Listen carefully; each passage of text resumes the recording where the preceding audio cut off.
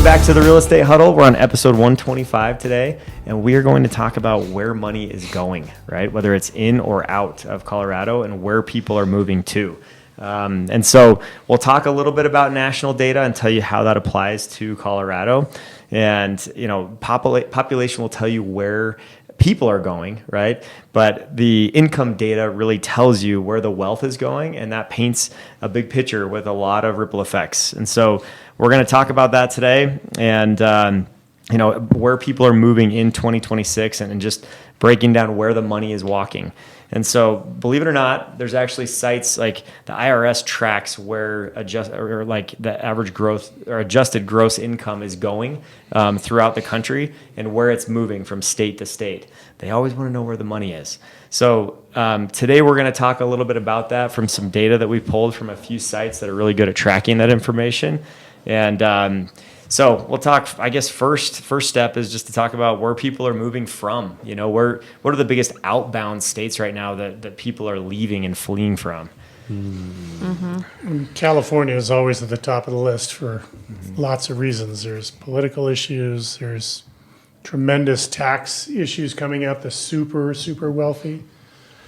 I think the same goes for New York as well. Yeah. Mm-hmm. I'm sorry, I was going to say you've got natural disasters. Yeah, I was That's true. gonna say Yeah. in 100%. Yep. Yeah. Sorry, I cut you off. Illinois is another one. New Jersey. Yep. Kind of like the major outbound population states.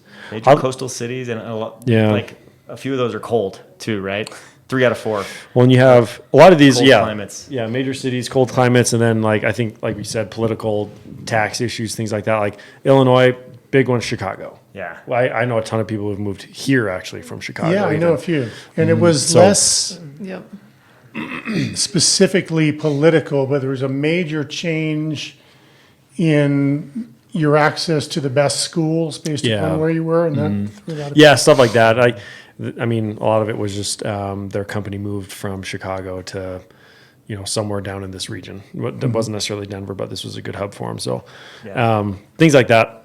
So a lot of those areas, they're cold environments, right, temperature-wise, and you got a lot of baby boomers who want to be in a warm location for retirement, right? And so I think that's a huge driver, is a lot of those baby boomers fleeing to other places, which we'll mention later. But that's why they're leaving some of these places. And if you've been in Colorado this past winter is nowhere to be seen. Yeah, we've had 70 degrees. What a great place to retire. Yeah. Oh my gosh, it feels like Phoenix all of a sudden. Yeah. It's crazy. But I mean, we're not just talking a little bit of money. Like these places are losing tens of billions of dollars. Yeah. That's the most interesting thing, because we don't always know depth of these topics. We dig in for these episodes. But I love this, Tom and Sally, they moved. Yeah. Well, maybe Tom and Sally didn't take that much earning potential with them.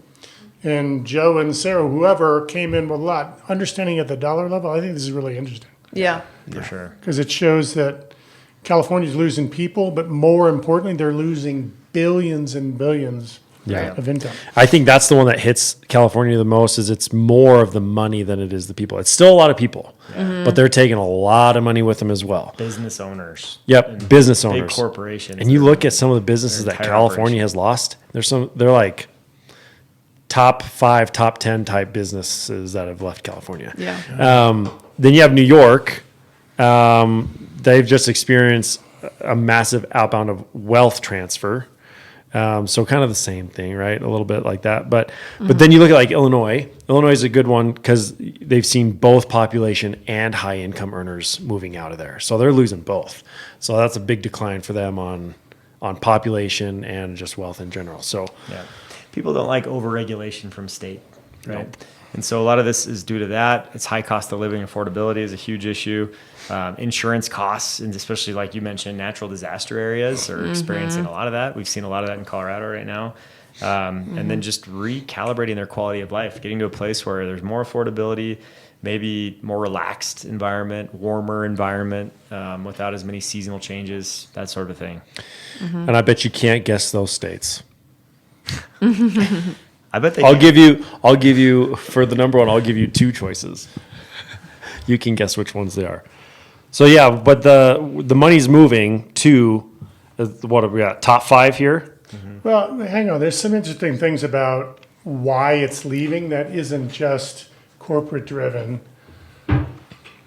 Regulatory climate, you talked about insurance costs. Like, that's not as black and white, right? Because you move to Florida, You got you hurricane. can't actually insure your home in some cases, or it's prohibitively expensive.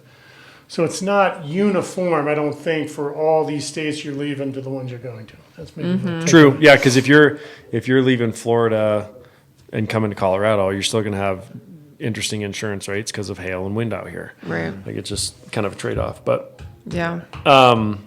so where is the money going? Well, Texas, number one, our biggest state, is sucking in a lot of people right now because they've got room. They've got space for it. They've got no income tax, which is big. Really strong business environment. A lot of corporations going down there because of the no income tax and low corporate taxes. So that's driven a lot of big corporations and all of their employees down to Texas all at once, and just lower cost of living too. You've got a lot, some affordability that you can't find in the West Coast, East Coast right now, and large, just these aren't just middle class type people. That's happening too, but you've got some large adjusted gross income type people that are moving out there. So there's definitely a lot that are relocating from California to Texas directly right now. Yeah. So Florida, I don't know, this is where I'm probably the most familiar. I've got family, friends. Before there was a mass migration, it was always the no state income tax state. So you move there, and what's 365 to about 183 days a year, you need to live there to become a resident, even though they're spending almost half the year somewhere else. Yeah.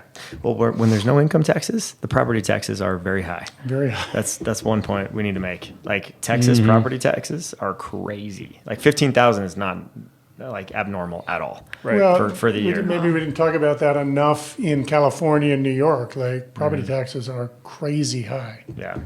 So you got even more renters, that are moving down there too, because they're like, okay, I'll take no income tax and I don't have to pay property tax. I don't own a home. Right. So that's where they get you a little more down there. But yeah, no income tax is huge for a lot of people, and all those retirees that are bringing investment income that they don't want to be taxable from a state standpoint. That's a great way to do it. There are a lot of baby boomers that are moving that way. Especially when Florida's like the vacation destination of the Northeast, right? Well, that's All your Boston, New Yorkers, Philadelphia, like they're all going down there for vacationing. And once you go down to a vacation spot enough times, I could live here. I could retire here. This would be cool. my parents have been saying that for the past 5 years with Florida. Really? They keep going down to Destin and Panama City and stuff So- like that. And they're like, I think we want to get a house down there. I'm like, good luck. And folks, I think it's 40 years they've been down there, back and forth. But they generally in a community in Florida and then a community in Vermont, and it's the same people. Yeah. Just go back and forth. It's funny. I did that with Hilton Head. We've been there twice during May, most beautiful time of year. And I'm like, I could totally live here. This Don't is go back awesome. And then everybody says that. Don't go August. back in July, August. It's a different environment. But Same with that place is perfect in May. So the next one on the list is Arizona. Yeah. Yeah. Arizona can be pretty wonderful, and I have family there, and we're there only in the time of years that it's not so bad. But Well, when you have spending your places, summers there is tough. that's a big retirement one too. I mean, they have whole cities that are just like little golf cart retiree communities, Tailweg, like yeah. Surprise and places in Yeah. Scottsdale and Peoria and stuff. Yeah. That's pretty similar to Florida, as far as like the retiree community and just affordable housing, but or affordable living, not housing. I shouldn't say that, but and it's a great alternative to California because it's not far from California. I know I served my mission for our church in Arizona, and we had so many people that would they'd just go to California for the weekend. So it's just like right there, you're close to Southern California and all the good stuff there, and it's really not that far of a drive. So Yeah. Yeah. And people have family ties, right? So they don't want to move halfway across, the world from their family. Yep. A lot of times it's just the next state that is more affordable. For us, that's Idaho. Sometimes it's Utah. Sometimes it's Wyoming, you know? Not a lot of people want to be in Wyoming. Sorry, Wyoming there's a people. few good You're spots in listening. Wyoming. I'm sure A it's few. lovely. I've just driven through. But the drive Driving up to Idaho from boring. it's super windy. I get pulled over in the same spot every time. Oh, no. Little America. No, Wham-Sutter. It's freaking Wham-Sutter, man. They go for the 50% ice cream ads. So you're No. not learning.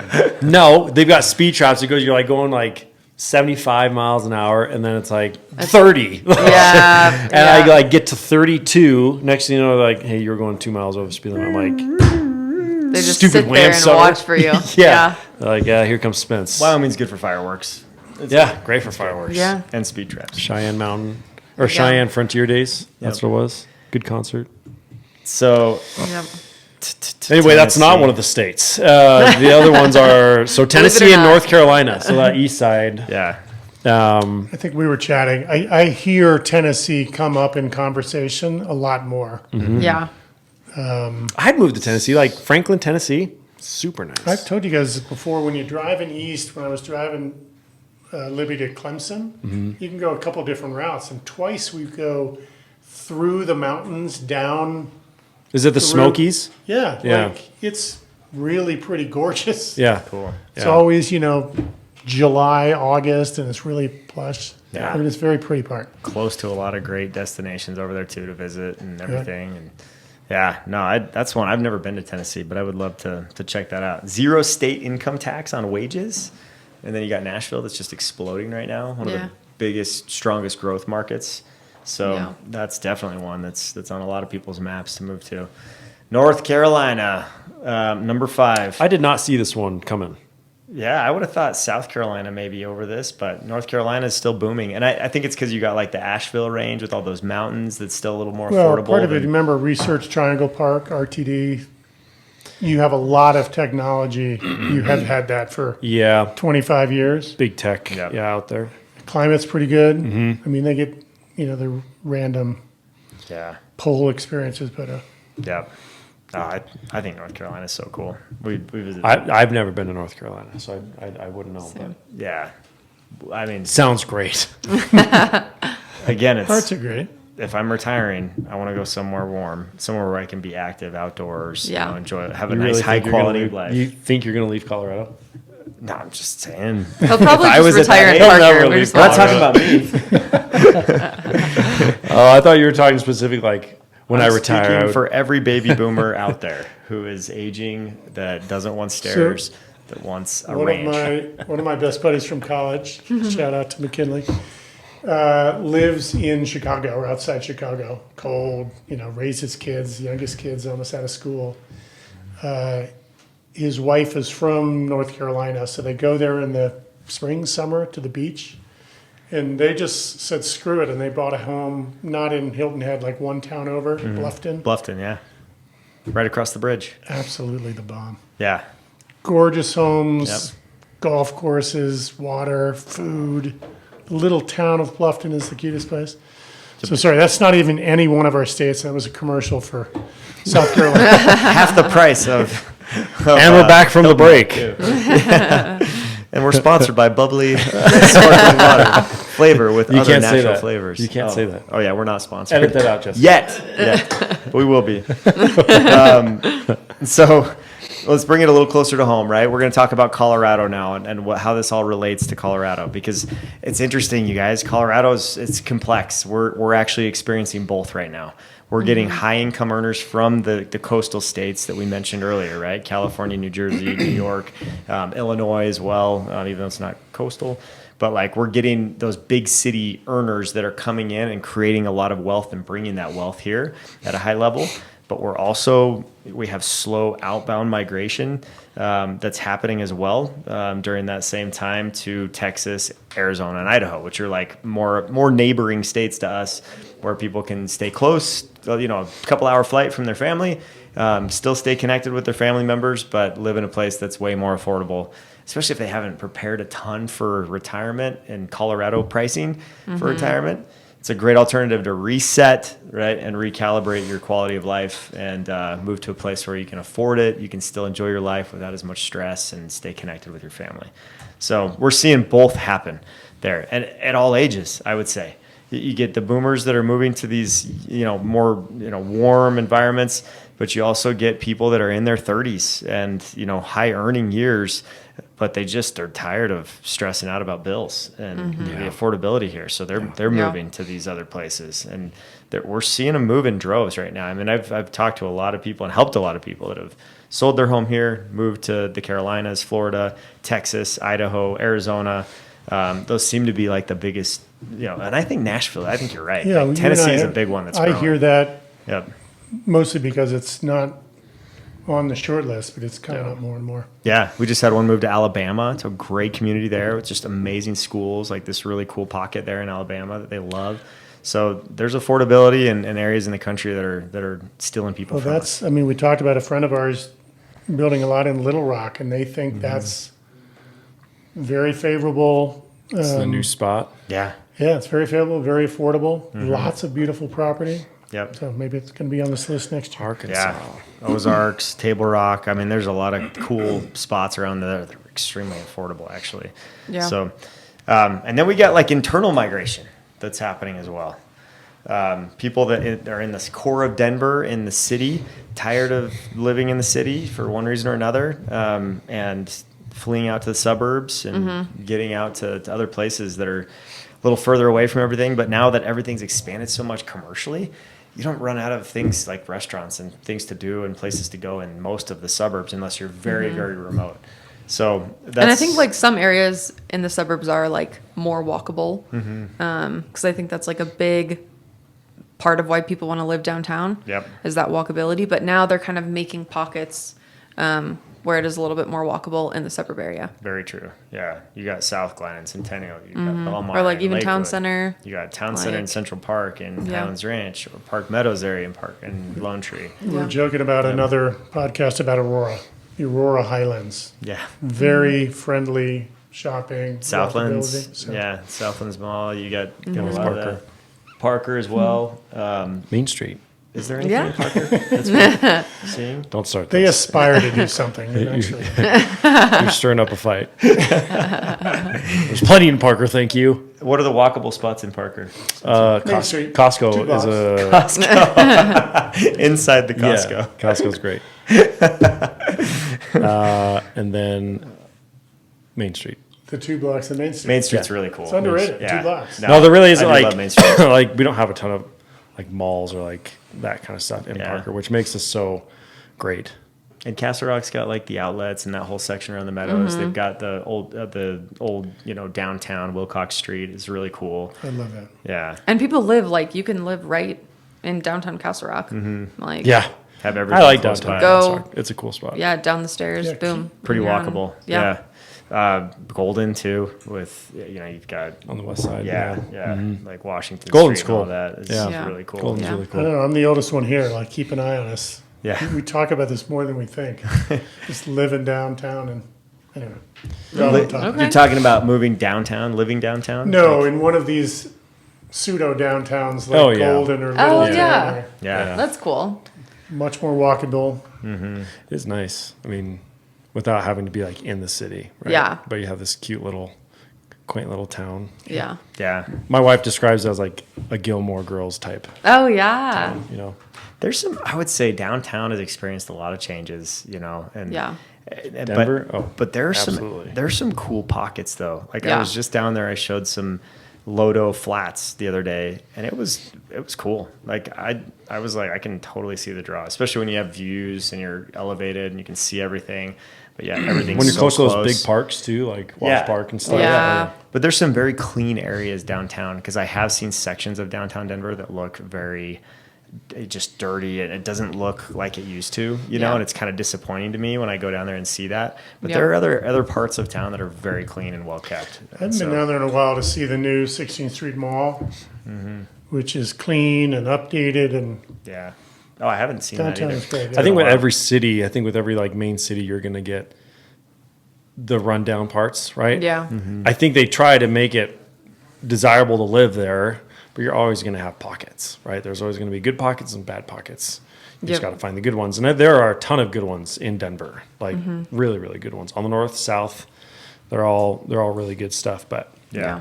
just got to avoid the bad ones. Yep. Yeah. That's it. Yeah, that's right. And I think Denver itself has kind of distributed wealth internally to the state, right, in different areas. But we have a lot of like interstate movement right now, just to get to a little more affordability or matching up location with family members. I think that's happening a lot. I think we'll talk about it in the next section, but there are places in this country for which Denver is still more affordable. That's where we're getting the wealth from Yeah. the polls. We're kind of a midtown that's getting the wealth York. from some and we're losing it to some. Yeah. That's absolutely right. Yeah. So what does it mean when wealth moves around, and what does that mean for the real estate market? Well, when income earners move into our state, they often raise our average price, right, our median price quite a bit. They push the luxury market up and provide more luxury buyers. So that substantiates, those prices up there. And they also increase just renovation activity because a lot of them are investors that are scraping things, building things. They're movers and shakers that are coming to make movement happen here. And so you do see a lot more development when that happens. And they also boost the tax base. So more income for the state, which means more community projects, and stuff like that can happen as well. What happens when wealth leaves the state? So it's logical that those luxury markets soften first. And then inventory builds in those upper At the areas top tier. because there's not as many people that can afford those homes. Gets more saturated. Yep. Yeah. Which means all your price corrections kind of start at the top range there. Well, that's kind of what you were saying Yeah. earlier. Like if you can afford to sell in this hot market of first-time home buyers, Yep. the deals to be having a had heart 2 attack? levels up. Sorry, I don't want to. There's some serious. Yeah, did Anyway. you say Siri? He must have said Serious seriously. something. Maybe that's what Seriously. it was. Anyway, but I'm sorry, that makes sense. So it's really 2 price points up. If you can sell, your opportunity to get better deals is not 1 price point up, it's 2. Yeah. Reflected by the softness in the luxury market. Right. Should someone leave? Yep. Definitely. So, so I mean, the effect is interesting, right? To see what the ripple effects are. It really does reveal as you watch the money move across the country that migration is very tax sensitive. People are sensitive to tax rates right now. High earners, they don't have to be in one spot, right? Like I do in a hyper local business. They can be in a lot of different places because their business is a little more mobile sometimes. And policy influences real estate big time. Political policy, regulation, that absolutely has an influence on things. And lifestyle and tax strategy drives housing demand. And so people, based on their age and how they want to live their life, they're making decisions on where they want to live because of that. And so you got to look, our biggest, we have a kind of a huge baby boomer population, a little bit of a gap in the Gen X's, and then you've got a very large millennial population and followed by a very large Gen Z population, right? So it's very, you've got the millennials are in their 30s right now, mostly, maybe lower 40s, that, are earning at a high point right now and just thinking, man, what could we do if I could keep my income but move to a state where the affordability's, double what it is here. And that's a big decision people are making right now. So I think with our phones too, with like how easy it is to FaceTime with your family members, you feel more connected now from a distance than you ever would have before. And I think that's making an impact on people's willingness to just move and scatter a little bit more, migrate. So You're right. Sad to say, but I think you're right. Yeah, I think some people prefer to be away. So, it's like, get me away from here. What are you telling me? That's why my daughter laughed. Yeah, you never know, man. Yeah. Never know. No, not at all. No, it's very interesting to look at this. But overall, I think Colorado's still a good market. We still have a great place to live. People want to be here. We've got great job growth for the most part. And our pricing, like we're not dipping, we're still appreciating. And I think we're now in a place of appreciation where it's going to be good, moderate appreciation, which is kind of what we want. Yeah. But it keeps affordability at least steady. Yeah. So that's where I see it. Yeah. Well, and migration, that wealth migration continues to go to areas that are low on taxes, right? State taxes. And I think that Colorado being kind of that middleman, right? We're still seeing a lot of wealth come here and people move here. Yeah. And especially like, let's face it, we have moved to, we're more left politically leaning right now in Colorado. We have voted that way since 2008. And so when you have states that are more on the left side of things that have a lot of money that enjoy that environment, but they're sick of their state taxes because they've gotten out of control. Now they're migrating to places like Colorado where they can have a similar political environment without a lot of the punishment regulation. of the regulation and the taxes and stuff Yeah, like that. maybe that's So out of the scope of this podcast, but I'm curious, it'd be interesting to know how many other states are almost balanced and how much is coming in, people and money, and how much is going out, people. and money. Yeah, for sure. yeah. And I think the opposite is also true. You're losing a lot of conservatives, right, that are moving to some of these more affordable states that are going to Texas, Idaho, Utah, Arizona, some of those places that have voted right over the last 4 or 5 elections. Well, So, policy-wise, I think we see it firsthand. Like we're waiting on, how long have we been waiting on a permit for the property here? the regulations have Arkansas, been crazy. Yeah. 36 hours. I don't know. Yep. Handshake. We'll get you there. Yeah. Yep. So here's a question for the group before we sign off. But if you had to live somewhere outside of Colorado, where would you go right now? South Carolina. South Carolina? Oh, yeah. I hate to say that, but it's on our list for sure. South Carolina? You know, if I'm I could intrigued by Tennessee, though. I really am. Yeah, I have Like, some friends in Tennessee and they Yeah. love it. Yeah. And I have some friends in the Carolinas too. So Yeah. yeah. depends on time of the too. year. Interesting. Like being in Vermont in the spring, in the fall, it's pretty great. Yeah. It's not so great when it's biting cold and Yeah. 100% Right. humidity. Right. Super humid environments. What about you?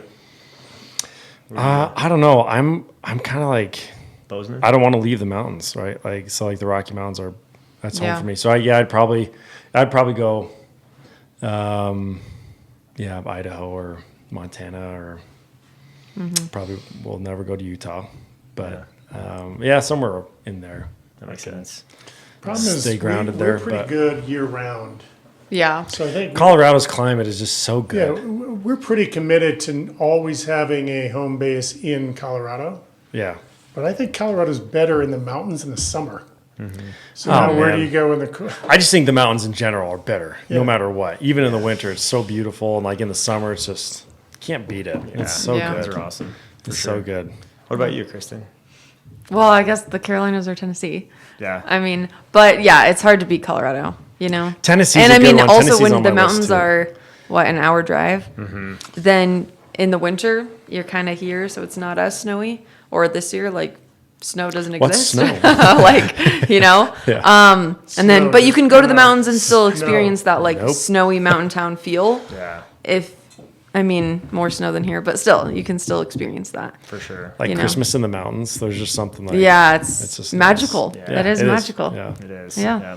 Keep your mountain home, Chad. But I don't know. Christmas in the Smokies, I hear, is pretty sweet. Yep. So Yeah, I'd have to explore that some more. I used to work in Washington. We don't talk about the Northwest much. That's beautiful. My Washington my is wife's from Washington. stunning. She's from Vancouver, Washington, and Yeah. she likes the sunshine here, but there's certain parts of Washington Yeah. that's pretty awesome. I mean, when you can see the mountains and the ocean, that's Yeah, pretty it's pretty dreamy. phenomenal. Yeah. Yeah. For sure. All right. Good Well, thanks answers. for listening today. Yep. And yeah, if you're looking to figure out, like, does Colorado really make sense right now for you, give us a call. We can give you more insight on some of these topics, and we're happy to help with your specific situation. And thanks again for listening. We'll see you on the next one.